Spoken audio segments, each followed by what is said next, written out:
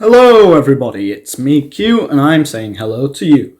Today we're going to be talking about why Pokemon games are changing for the better. And now everyone's getting kind of tired of the same old algorithm, the way it's going. But ever since the beginning, Pokemon's always had two versions, right?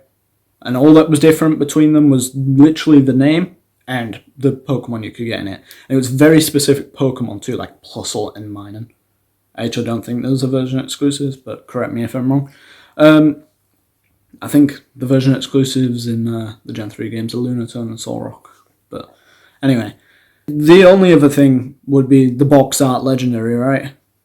But usually in the older games you'd have the 3rd edition, which was a standalone, right? That's not very special. In the 3rd one, it was like the definitive one.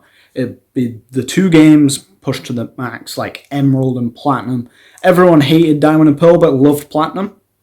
That's how good they were. And then they removed them later on.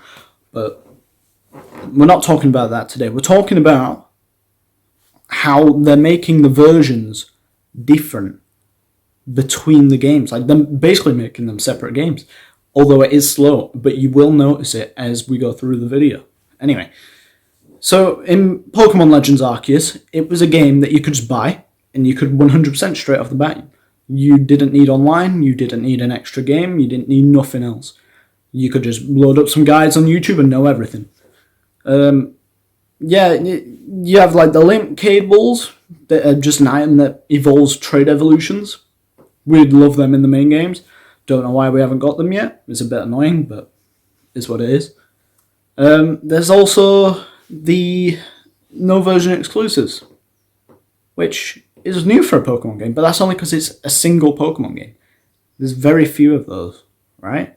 Like there's like Pokemon Stadium and Colosseum, XD Gale of Darkness, and these are all GameCube titles actually. So they're not even main games; they're just all side games. Pokemon Legends Arceus, I think, counts as a main game. I'm not 100% sure on that. Correct me if I'm wrong. I'm often wrong, but I'm very often right as well. I know my stuff. Anyway, the Pokemon games started deviating from the normal...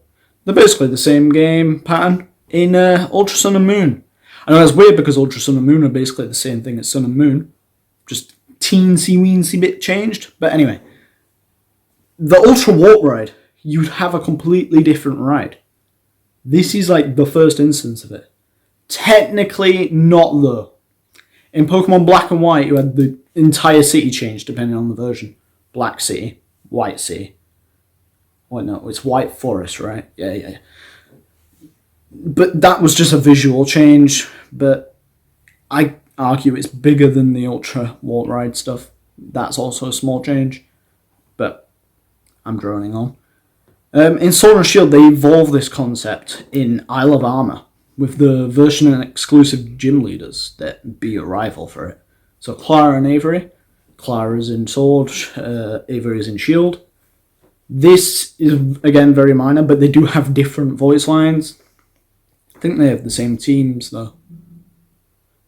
No, I think Clara's a Poison team.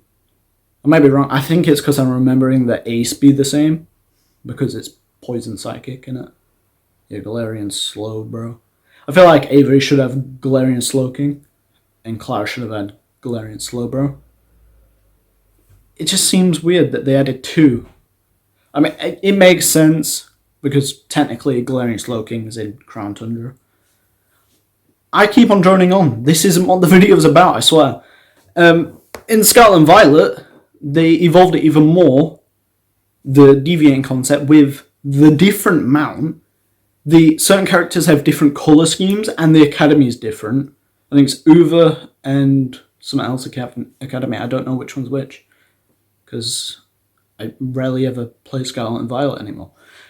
That's different. I play Sword and Shield because I prefer it. You feel free to roast me in the comments, but there's 2 completely version exclusive characters in Turo and Sada. We know nothing about the DLC yet, but I assume it's going to evolve this concept further. I completely forgot. In base game of Sword and Shield, there's version exclusive gym leaders. So you can remember a Sword experience differently to a Shield experience because you fought different gym leaders. So they are definitely going to evolve this in DLC then, because that's what's happened in Sword and Shield. Yeah, and the version exclusives in Sword and Shield, Regieleki and Regidrago, Urshifu and Styles, and the Calyrex Steeds and blah blah blah. Those weren't technically version exclusives, but they were like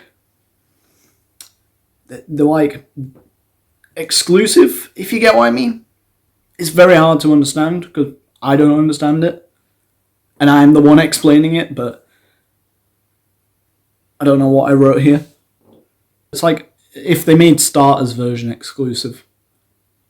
I think that's the easiest way I can explain it. God, what freaking time was this when I wrote this? Oh my god, that's terrible. Anyway, the Paradox forms, right? Those are the biggest change we've ever had. Technically, they're just version exclusives.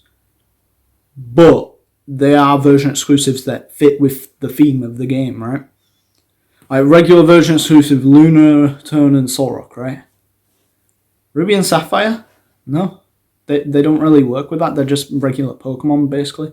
They've been chucked into either game. But the Paradox forms, right? The past ones, so the Scarlet ones, they are the past Pokemon. And the future ones are the future Pokemon, you know? It makes sense. Well, more sense than Lunatone and Solrock being in different games. But if you don't understand, just ask in the comments and I'll explain it. Not many people will even see this video. I'm very small. Please subscribe. Pretty please. We might get more version exclusive Paradoxes in the DLC. I can see that 100% happening, to be honest. Because Paradox Pokemon were huge. Everyone loves them. Especially the Donphan ones. Is it called Donphan? Yeah, Donphan's the evolution. I was thinking the big one's Phanpy, but no. Anyway, we might get more version exclusive characters. Like we've seen a few. The what's her name? Carmine and her little brother. I think it's her brother. They look like Carmine's from the past, sort of. She's got a more rugged style, and her little brother looks like he's from the future. You know, if you look at Tura and Sado, one's more cave person-esque, the other's more future scientist vibes. You know, we might have more version exclusive areas, maybe. Like, you know that cave where only Rorimumo, Iron Valiant spawned in the Area 0 bit? What if we have like an entire past area or an entire future area? Might happen. It's DLC. It's like the biggest Pokemon game ever, apparently, according to many people who like to praise the new games. The Pokemon games are dividing, right? They're becoming two different games, albeit slowly. I can't wait to see where this concept goes. Likely won't see it fully in my lifetime. I'd love to see the day where there's two completely different Pokemon games released at the same time. Obviously, that's not going to happen. Well, it could. I don't know yet. I'm not from the future. But one day, we will see a Pokemon game where we don't have to trade to fill the decks, like Pokemon Legend Arceus. Because it's a bit scummy, right? You pay 60 quid for a game, you have to spend money on a subscription to be able to complete that game. Now, this can be mitigated when home support comes out, but everyone's still moaning about that for Scarlet and Violet. Anyway, I'd love to see what you guys think. I think it's a cool theory. I know I explained it terribly, but if you just ask in the comments, I'll 100% explain it to you best I can. Although I doubt it'll be better than this video. With all that said, I'm Q, and now I'm going to have to say goodbye to you.